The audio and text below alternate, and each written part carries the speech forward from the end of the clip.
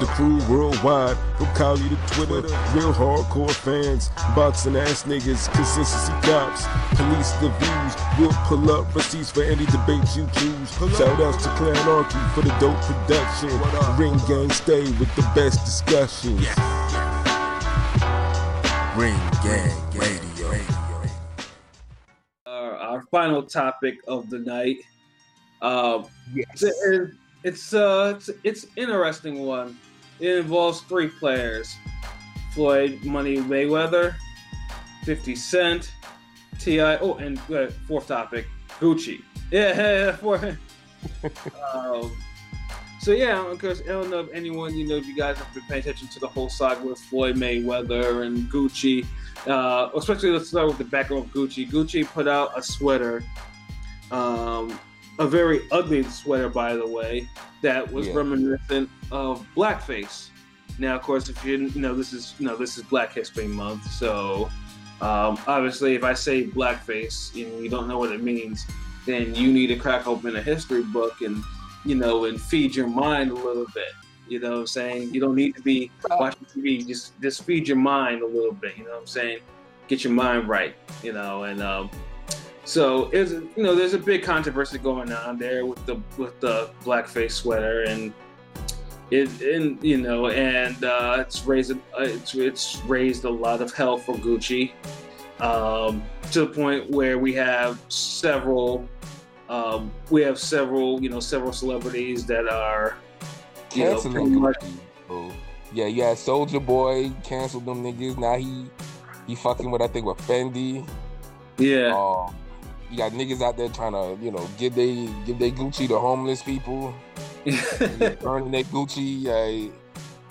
And T.I. called for a ban of Gucci for 3 months because he know black people love fucking swinging above their weight class and buying expensive shit that they don't need. So niggas can't say no forever. So he's 3 months with no Gucci.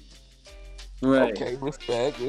So, and then which brings us to one Floyd Money Mayweather, who was caught by a TMZ camera about to spend reported $50K in a Gucci store. Now, when asked why he, if he was aware of the ban, of the whole controversy, which he was, in which Floyd himself had said, it doesn't concern him. He's not a follower. He does what he wants to do with his money. So naturally, Floyd Mayweather. Yeah, I mean, you don't expect anything different from Floyd Mayweather. Floyd Mayweather does what he does. He's never been the most socially conscious cat. This is a cat that says "fuck Africa," and the dude is from Michigan. I'll be damned if he pays any attention to his actual home state. The water crisis. Yeah, exactly. I mean, this is not a cat that actually, you can say, he has a lot of black people in the circle in his businesses. That's only one part of the picture. That's not the picture that people will focus on. The focus on is his lack of social consciousness. And this incident, in this particular incident, is more alarming than usual, because and he has a point. It is his money, but it's not. But there's a time and place for everything. This is where you probably need a publicist, or you need to think, or you say no comment even. Actually, a no comment probably would have sufficed for him. And and then it would just been okay, he's just spend his money, whatever. But the fact that he said what he said, that's the problem. And he was proud of what he said, like that. Yeah. It's not like niggas is blurting out some bullshit and they just ignorant in the moment. This nigga he drew the line type shit. Yeah, he sure did. And he ain't want to get on cold with everybody now. That's what that kills me with fucking black people, man. You always gotta be that one different nigga that's up here well, Gucci ain't that bad, is it? Yeah. Oh, man. And of course, to forget about Gucci, because we in the culture now today where, niggas be outraged for a couple of weeks and then be on to the next shit. I'm like, damn, Floyd, you could have just stayed home, had some nigga, send some nigga to buy some Gucci for you and send it, bring it home. No one will ever care. Exactly. But then you do it right in the height of this shit, and it's like, come on, man, and just to be so happy about it, like, I don't know, man. It just so that kind of brings us to what Tia had to say in regards to that, and well, first it's 50 that has 50, of course. Now, if you guys follow 50 Cent on Instagram, dude is hilarious. I mean, he's probably one of my top 3 favorite celebrity Instagrams because he's with the shits on there. There's no bullshit with 50 on there. 50 will clown anybody about anything, that comes up. And one of his targets he likes to, clown on is Floyd Mayweather. Now, of course, I mean, obviously they have a history. I won't rehash their own history and they're falling out and the reason why he does it. But this incident, of course, inspired 50 to do a lot of, from, of course, making fun of his boots, talking about his outfit looked better on Mary J, which is facts. We at Ringing Radio, we respect that, and we think that's also true. And then of course 50 himself admonished him, talking about Champ, you need a publicist, what the hell are you thinking? And then finally we have the final pick. This shit, I was the picture of Floyd, in the quote unquote blackface sweater. So I almost had to pull off the road and start laughing because it was so crazy. Like that picture was so wild. So 50 was dragging the fuck out of Floyd on social media, on Instagram, all over this. And then we have T.I. come out left field, with a smooth ass diss track. I mean, usually you don't get a lot of smooth diss tracks, bro. The track titled "Fuck Nigga." That's the name of the title. And then T.I. T.I. as a rapper, just to say this, T.I. is not someone that I like to listen to for a full album, and that's obviously this will most likely be a future podcast of rappers who we don't mind, but you just don't want to hear them for a full album. And T.I. is on that short for me, But I like hearing songs here and there because sometimes he comes out, sometimes he doesn't. He came off on this diss track, bro. You went in. Yeah, he some Big Brother shit. That's what it was. The whole concept behind it. It wasn't your average diss song. Like, first of all, like you said, it was smooth as fuck. Like, you needed some bourbon and some damn cigar or whiskey, whatever to have with that shit. When you listen to that motherfucker. Yeah. That's how smooth that track was. And then he had the bars, and he was just saying how, you at a certain level in life where you got the influence, you could really be doing much more,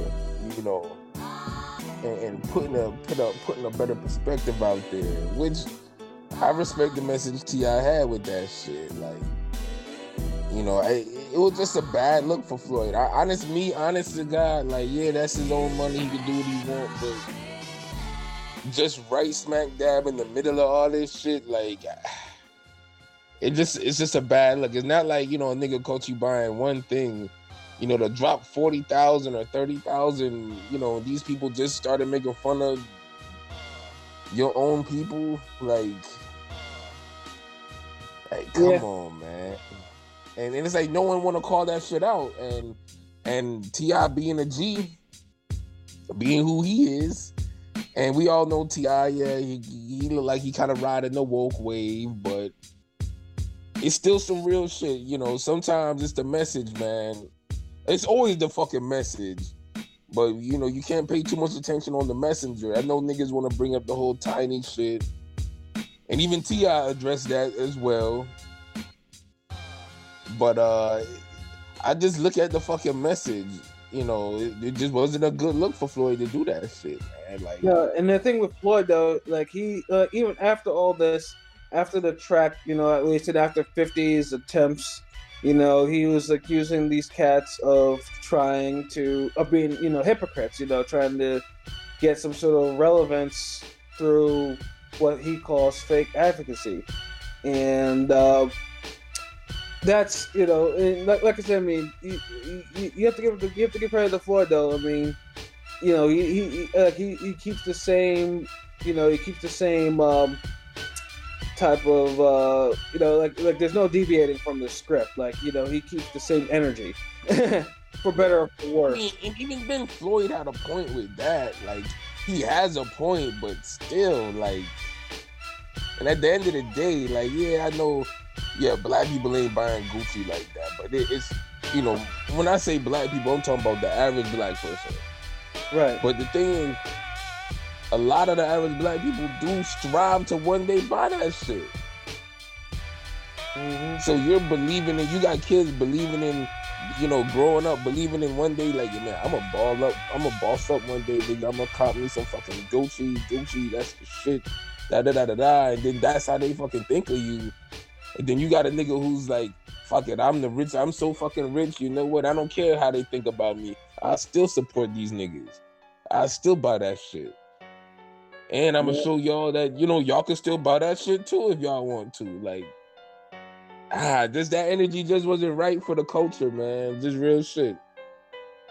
Yeah, it really wasn't, man. Low-key cooning, really. Low-key cooning, because the reason I say low-key cooning, because if there wasn't such pride in that shit, then maybe it's like, oh yeah, this nigga don't give a fuck.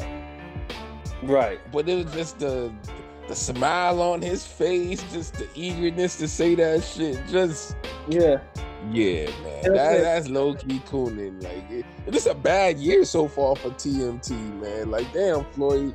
You know, Soldier Boy. You know, Draco going at you. Fucking 50 going at you every other damn hour with the memes. T.I. throwing bars at your ass. Yeah, and the letter meme today, that shit had me out again. You know, I mean, yeah, you was spelling that shit. That nigga said, fuck T.I. That nigga spelled T. And then he had an E-Y-E. Oh, shit. I mean, like, bro, like... I mean, you know, that shit is like, I mean, Floyd will never escape them damn can't read or write type of, you know, I mean, I swear Floyd will have to read some pages of a Harry Potter book in order to escape that shit, yo. Yeah, for real, man. It's just, that's one of the longest running fucking jokes in boxing. It is transcended. It's not even in boxing no more. It's ran as like a real joke now with this whole Floyd illiterate can't read type shit. And it's like too, because the way he speaks, the way he acts sometimes, the way he speaks sometimes, you don't know. And the funny thing is too, is like, I mean, niggas saw his response on Instagram and they're like, get the fuck out of here, nigga. Who wrote this shit for you? Like, no one believed. Nigga had a ghost written verse. Because niggas like, oh, the spelling's too perfect. I was like, what the fuck? Like, who you got over there in your camp? Who you paying $5,000 a month to write for you today? Like, yo, send them over here, man. I need this shit for T.I. right now. Oh, man. Like, honestly, the diss song reminded me of the diss song AZ had to 50 Cent. I think it's called Royal Salute. Mm-hmm. And how it came about as 50 Cent, I guess, randomly said something about AZ. I think it was some shit, or I could put out some bullshit like AZ. Like, it was a random Chino Excel type of bar. Like, also, like, damn, like, what was that for? And so it's like, AZ came back with another, it was a triumphant type of beat. Like, this is the type of beat that you wake up and, you know, you feel like you could fight the world. Right. And he just went on, you feel me? And he just went on 50 Cent, but he did it in a way where it's like, you know what? I know you're frustrated. I know you're not as dope as me. I know niggas respect you. You know, they'll remember you for being a gangster and all this shit and acting hard. But when it come to bars and this hip hop shit and for the culture, I'ma stand higher. I'm gonna be that real shit that niggas is gonna remember. And it was also like older brother type of like schooling a little nigga type of shit. That's the diss vibe it had. And the fuck nigga vibe the T.I. got with Floyd is the same type of shit. Just kind of just admonishing him like, look, bro, you got a social obligation, you know, do this for the culture, like you don't never stand on anything, like you meeting with Trump. It just, the man just broke him down over a dope beat with bars. Yep. Excuse me. I mean, I can't front on this shit. I mean, now I'm just waiting like Floyd, man. Just pay a nigga 10 stacks, a nigga who got some bars, and just have him go in on T.I. Cause that publishing shit, nah, it's not gonna work, man. Like, we need fuckery if you're gonna do some shit, man. Fuckery wins in this day and age. It does. Get a nigga to write a verse for you, bro. Yeah, and I mean, I know with the situation too. With I mean, obviously everyone knows like T.I. You know, T.I. 50 Cent. Obviously, they have issue with Floyd. So I think it was just for them. You know, hey, it was probably an opportunity to get at Floyd again about for some some other shit though. You know, so yeah, it was half agenda, half real talk. You know, because that's the thing. You can't ignore the whole real aspect of it, because it's just, I hate when you see niggas in a position to really do something, change something forever, and instead of just doing that, they just fall in line, and they don't even have to fall in line. Like why? Like, I'm not even saying, yo, Floyd, man, donate that money. Like, nah, nigga, that's your money. You know, buy whatever you want. Just like, come on, bro, Gucci. Like, I'm not even saying get that money to a black business. I'm not even saying that, because your money, you're gonna do whatever. You know what I'm saying? But at least give it to a designer that ain't do no racist ass shit like that within the last 30 days. I know it's crazy. You know what I mean? And the funny thing too about this whole thing with Floyd is because as much as I know, there are a lot of Floyd apologists out there. The ones that Floyd, in terms of pro-blackness, like niggas like validate it within themselves and overall through Floyd Mayweather. There's a lot of these niggas out there, man. Niggas niggas that are like, TMT, the money team, Floyd Money Mayweather. Like niggas could, can't even like tell any of his fights that he had a fucking super featherweight or lightweight, but niggas can tell you how much money this nigga has or whatever. Like they're actually in his financial circle. It's kind of fucking ridiculous, bro. Let me see. It's what I want to say. It's another side effect of the whole Pacquiao Floyd bullshit that went on way too fucking long in this damn sport. That Cold War shit, and we still getting the aftershocks, the after results of that. Floyd just won't be Floyd and just promote his fighters and focus on that. He still missed the attention of boxing. Right, because that's all he knows. I mean, because Floyd, in his core, is an old school fighter, which he is, which you and I both respect. We all know this, but it's the T. I'd like to say, it's the T that that some of these lost niggas are, the ones that validate themselves through Floyd. That's the one that they focus on, and in turn, this is what fuels how Floyd acts in public. Subsequently the decisions that he actually makes. Because a lot of these niggas live through Floyd. Because you know what it is when you really break it down. A lot of these niggas, and I hate having to be the guy to constantly fucking say this, but it holds some type of truth to it. A lot of these niggas,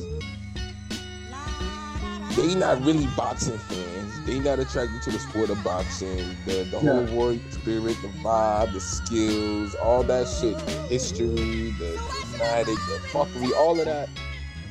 They don't have a connection to that because they never boxed, never had a boxing workout. They probably didn't start watching boxing until like maybe 2007, 2010. Right. So they only really know a decade of boxing, and boxing is so rich in history that you can't really take 10 years from it, and especially like the most recent 10 years and judge it. And a lot of niggas is doing that shit, and since they don't have no real connection to boxing because they didn't grow up watching boxing with their fathers or uncles, you know, for 20 years, whatnot. They never went to a boxing gym and trained, so they have no real connection. So the connection that they draw to it is basic shit like the TMZ headlines, the little Twitter beefs, the little fuckery, the little sneak disses, the little, you know, oh, Floyd can't read, oh, undefeated records, shit like that. Yeah, exactly. Especially the undefeated record. Especially that. Yeah, so there's no solid foundation of knowledge to build upon. Yeah. Yeah, you know, and then, you know, and like I said, this shit. Yeah, and this is the stuff that keeps Floyd going. Now, I mean, let's put his opposite out there. Someone like Andre Ward, you know, it's actually, you know, Andre Ward. Now, obviously, me and you both have our own thoughts on Andre Ward, but it's not because of his actual boxing ability or anything like that. You know, it's, you know, like I said, Andre Ward, you know, for the most part, we respect the skills, but there are other aspects of his career that we're not fans of. You know, but we understand that. You would think though that niggas that be like that for Floyd, like, oh, Floyd does this, they'd actually want to search out other niggas that actually have skill too. Like, you know, support high skill. And when Ward is pretty much one of those other. Ward is basically someone, you know, he's a gold medalist, the last gold medalist from America.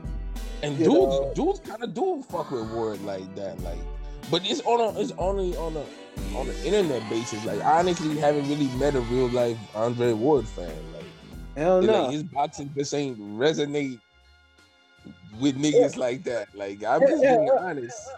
That's why it's weird online. And I have a story about that. I have a story too. Like, it was a random story. Like, this was about around the time of the Super 6. And I was at the gym, you know, I was at my old hardcore gym or whatever, where, you know, where a much more brolic, you know, Patscorpio was getting his hands right and getting his 24-inch biceps legit. And yes, I say 24-inch biceps because my muscles were bulging. You know what I'm saying? No roids or nothing. Strictly natural, fufu in a goosey soup. So anyway, so I was talking with the cat in there or whatever. We were discussing the Ward Alan Green fight, and this nigga was talking about Alan Green was gonna knock Ward out, and I was like, my nigga, are you serious? And I was like, yeah. So we did, you know, so pretty much we had a bet to go through, you know, a couple, you know, calisthenics way, and LB, you know, I'm talking about the calisthenics type of boxes they do. So I was like, yeah, you know, you gotta do a couple rounds of that shit. Whoever loses his bet, and of course Ward washes Green. So I remember. So the next day I went to that goddamn gym, son. I saw him. I was like, you know what you need to do? And I watched this nigga for 15 minutes go through a hellacious calisthenics workout, which of course cameras were there. Because like this motherfucker was cursing me out and sweating and shit like that. I was like, hey, nigga, next time use your boxing goggles, man. No one told you to pick Alan Green over Andre Ward. And the thing is, Alan Green was like, I think overtrained, or he was like, his body wasn't right for that fight. Yeah, like his body was done. He was sluggish. He couldn't move. He let Ward take him to the ropes. Ward should have really got the knockout for that version of Alan Green. Like, you know, that's just me. Yeah, that's true. But in terms of the whole story, I mean, that's the thing, is like, you would think that motherfuckers would actually go to war, but surprisingly, no. I mean, it's like a whisper. Like, no one really talks about Ward in that aspect of the way they talk about Uncle Floyd. And yet they'll be the first, like, oh yeah, Floyd fights. You know, he's not like the Mexicans. It's hit and not get hit. But niggas can't name any other fighters that actually do it. Like, Floyd's the only practitioner of this type of style of fighting. You know, and yeah, but it's just the tea that everyone likes, and this is just, you know, and this incident with Gucci. This is the tea that niggas like to talk about with Floyd. You know, and the apologists are trying to. Even with Ward, they really try to drag any black boxer of prominence into that shit with the whole you know, you're fighting for the rights of all the black folks, and you know, we're on your side. We go to war for you because we're arguing with random Twitter bots about you. Like, like that's how niggas. And it's like, it's not that serious, folks. Like, you know, just keep it boxing. Like, don't OD on the fuckery. Like, I mean, personally, Ring Gang, we had to do this episode because, I mean, we do bars and boxing, but with Floyd versus T.I., that's bars versus boxing. Right. So, I mean, it's only right we talk about it, but, you know, other than that, you already can see the type of shit we on. Like, we don't be following, you know, running behind these boxers and on the little gossip rumor bullshit. You know, if Floyd ain't into no serious shit, then we ain't even gonna mention Floyd or talk about him like that. Nah, not at all. Like, I mean, yeah, I mean, they're like pretty much the only time that we've actually brought up Floyd in any of our conversations is usually if it's his fighters are involved in it. And that's exactly. Yeah. And we're not, you know, we're not gonna write a Forgotten Fade article on Floyd. And if we do, it's gonna be a fight at 140 or under. Yeah, because those are the truly forgotten fades of Floyd's career. Yeah, you know, it's like niggas don't want to know the ledge on Floyd Mayweather, the real Floyd Mayweather, most of the time. Yeah, pretty boy Floyd. Yeah, I mean? Like, pretty boy Floyd. You know, y'all caught up in his fucking circus of hijinks and shit with the money, but you know, but now like niggas. It's crazy. Like, everything comes full circle because now, you know, everybody was on the fuckery with Floyd, and now he looking funny in the light, and niggas kind of gotta. Like there's some like, yeah, Floyd's right, or yeah, fuck Floyd, Floyd's a coon, and all that type of stuff. Like it, I think now it's really decisive right now on Floyd right now because of this. Like, because, you know, like I said before, some people, like, they live through Floyd, they validate stuff through Floyd as black, you know.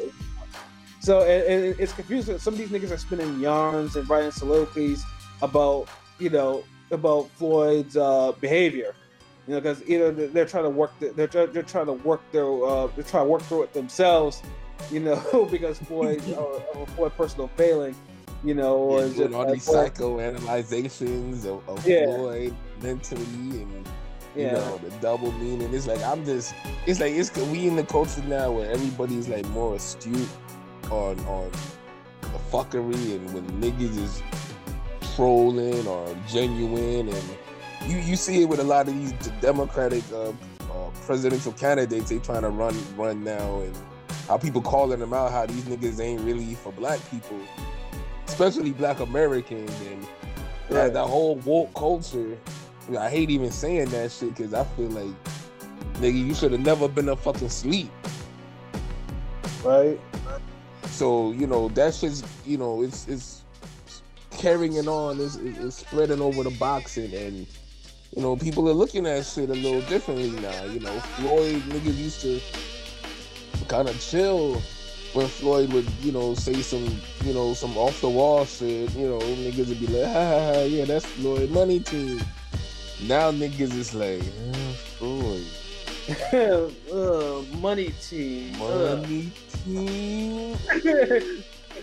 Niggas is having that cringe face like when J. Leon Love got knocked out. Niggas is like, niggas got that look when Brian walk into the room and Stewie doing something weird on Family Guy. Niggas is like, oh, Lord, awkward. I don't know. Fuck it, yeah. I ain't touching this. Yeah. I mean, fitness crazy. It is, though. Yeah, and like I said, you know, Floyd. Like I said, I mean, Floyd is, you know, obviously one of the top boxers in the last, 20, 25 years or so, like that. You know, he top 50 in my book. He top 50. I don't know what number spot, because I ain't gonna evaluate this motherfucker career on a whim right now. We doing a podcast, but he top 50. Yeah, you know, but somebody will comment on, because you know there'll be somebody who will comment when they hear this shit, and they'll be like, "You sure top 50?" Why not such and such? Like, nigga. Just take the fucking, like, I don't know, like, and that's another thing, like, when you say top 50, you know how hard it is to be top 50 of fucking anything? Yeah, especially something that has a history of boxing where anybody could do it from all over the world, all walks of life. And if you're mentioned in the top fucking 50 of that, yeah, so you know, the fuck down. Yeah, exactly. And some of them need to sit the fuck down, for real. You know? He's like, yes, I'm sure he's top 50. I don't know the spot. I don't know the number. Like, it's good, yo. Like, geez, it's like, I feel like I'm a negotiator, nigga. Like, you know what I'm saying? But yeah, I mean, that's how people be on though with Floyd though. Floyd has that, you know, has that hole in him. But as you see now, with this incident with Gucci, you know, the cracks in the armor are starting to really show. Yeah, you know? Good thing he retired, because I don't even know if he'd get the support like that for a fight now. Right, exactly. You know? Yeah, and the Pacquiao fight, you don't want to fight Pacquiao, because Pacquiao been legitimately fighting each year. Mm-hmm. And yeah, it's just, he's inactive for this generation, fighting once a year, but fighting once a year is still better than fighting no year. That's real talk. And then people forget, like, when you don't take punches, you don't get hit in the fucking face. When you're not used to that, you got to get that feeling again. Right. So that's not gonna happen with Floyd right now. There's gonna be some young nigga like a Errol Spence type of motherfucker in his camp waiting to tee off on him in sparring. So nah, Floyd don't want no problem. Just stay retired. Buy your Fendi or whatever the fuck you want to put money into. And promote your fighters, bro. You know, live your life, but yeah, stop the fucking cooning. Yeah, exactly, man. Cut that shit out. You know, you want people to, you know, you need people to remember you for the fighter that you are, not for the tape. You know, and that is real talk. For real. But so yeah, that brings us to the end of our podcast. LB, do you have any final thoughts? Man, you know, this Ring Gang Radio for the culture, for the future. Y'all hit up ringgangradio.com. We got articles, that Forgotten Fade series, the Bars and Boxing. We got more shit on the way. Errol Spence versus Mikey Garcia. The video on the way. Song on the way. Patreon on the way. Facebook is now up. Y'all fuck with the movement, man. Y'all pass it on, you know. Yeah, and then of course, you know, we're also trying to, you know, get more appearances into more of these cards. So yeah, definitely stay tuned. You know, you may hear me saying that I might be at this fight, I might be at that fight, you know, in the upcoming months, in the upcoming like 4 months or so. So yeah, you know, like I said, if you see me, you know, I stand out. I'm a big dude, you know what I'm saying? So, you know, come like, you know, get at me and say what up or whatever. You see somebody in the press row that actually look like they can fucking box? Yeah, that's this guy. That's me. You know what I'm saying? You know, the cat with the fro, or you know, or it might be an actual Caesar with the part, you know, when it gets a little warmer, you know what I'm saying? But right now, no, I need my Samson hair, you know what I'm saying? My Samson fro gives me my strength. It protects me from the cold. Yeah. You know, I need all that. But yeah, you know, yeah, you see me, you know, say what up, man. You know, and yeah, you know, Ring Gang, we're gonna continue, man, to bring you all the John Blaze shit that you want and need, you know what I'm saying, through this Ring Gang forever. So yep, you know, for myself, Patscorp, you know, for LB, Shutterworth da Gawd, Go Artists, you know, we out of here. Till next week. Peace.